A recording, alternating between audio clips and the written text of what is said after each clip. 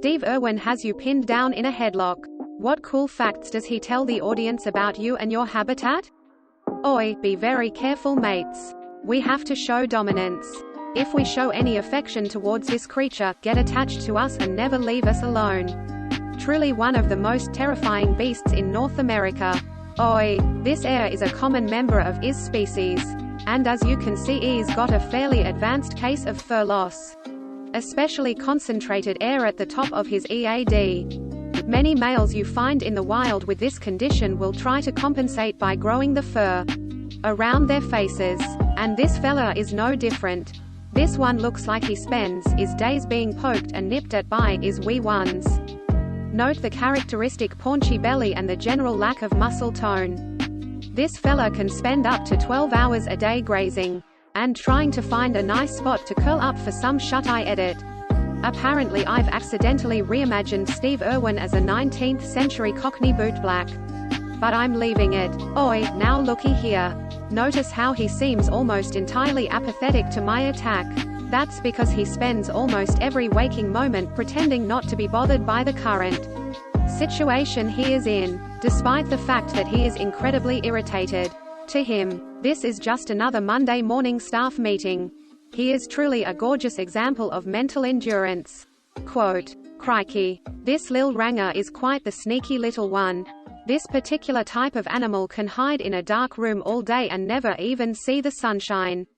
She will do as much as she can to avoid others of her kind." Edit. I don't remember what he called gingers, so I fixed it. Thank you for correcting me, fellow Redditors. I don't care, he calls me a beaut and I really needed to hear it. Oh, he's angry!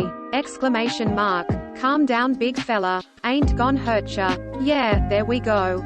See, he likes when I give his noggin scritches like this. Yeah, these guys like to get all big and blustery, especially in front of a keyboard. They'll be real mean to each other, but they're good folk though. Just gotta let them know ya care bout 'em.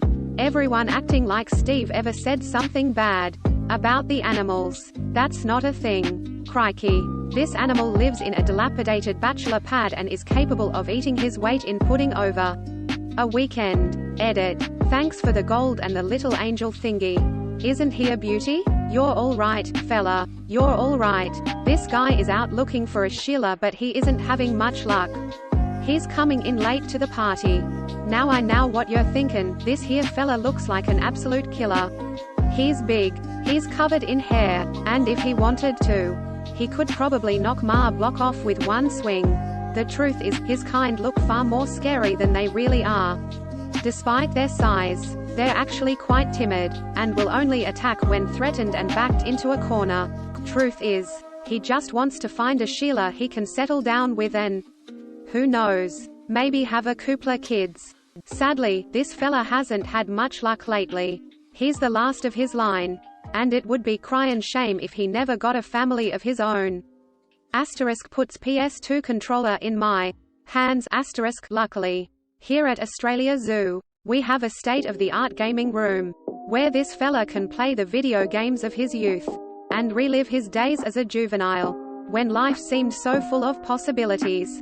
Edit. Typed this just before I went to bed thinking I was far too late to the party to get noticed. Thanks for all the upvotes and awards. I hope this made you laugh, and I'm sorry if it makes you sad.